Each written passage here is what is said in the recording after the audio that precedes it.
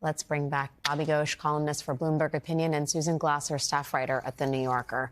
Bobby, let me just start with you. We were talking about Hamas's calculations in all this. I wonder if you could talk a little bit about Iran's motivations. We know there's like a burgeoning alliance between Israel and Saudi Arabia, not something that Iran likes. But is that really, is this the response to a sort of consolidation of powers that Iran doesn't like?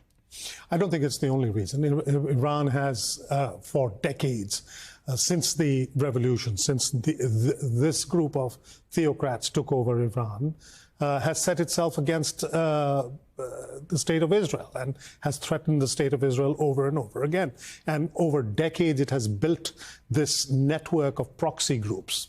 Hezbollah in Lebanon, Hamas in Gaza, the Houthis in Yemen, the Shiite groups in Iraq, to serve its interests in all of those countries, but also to encircle Israel. Mm-hmm. The closeness, the growing closeness between Israel and all the Gulf Arab states, not only Saudi Arabia, but all the Gulf Arab states, does not fit into Iran's plan for the region.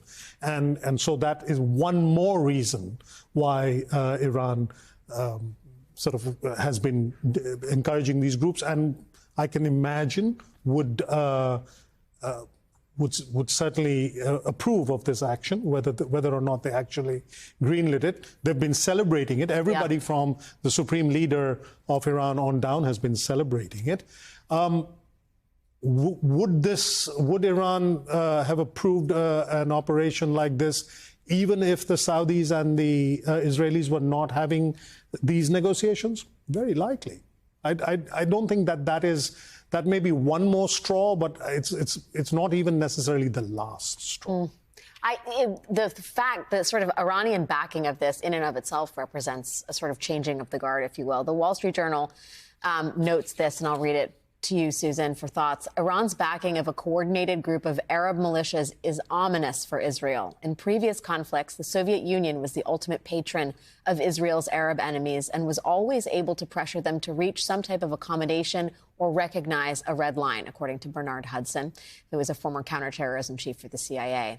The Soviets never considered Israel a permanent foe, he said. Iran's leadership clearly does.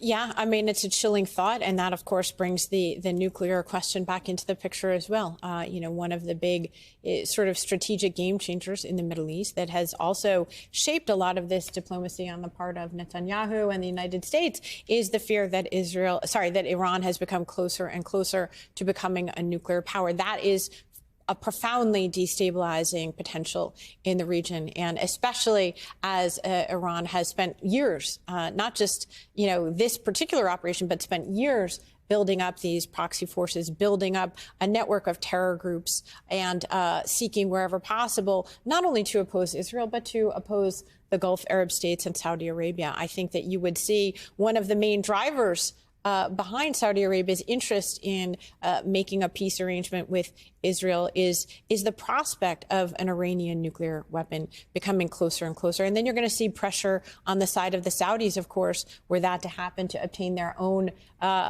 sources of nuclear power. And then we're off to the races. The other thing I haven't seen mentioned as much that I think is very important, remember the other context here is that there is a new era of superpower competition. One of the main reasons that I've heard in Washington articulated by officials as to why the Biden administration is trying to pursue this peace deal between Saudi Arabia and Israel is because it's in the framework of this new global competition between the United States and China and Russia.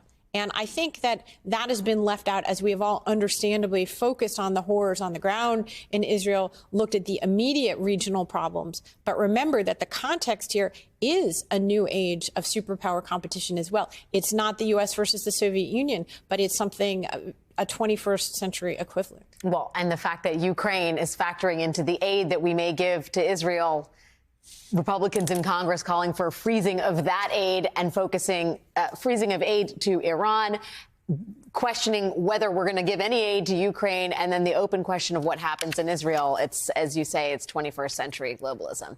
Bobby Ghosh, Susan Glasser, thank you so much for your time tonight. I really appreciate it.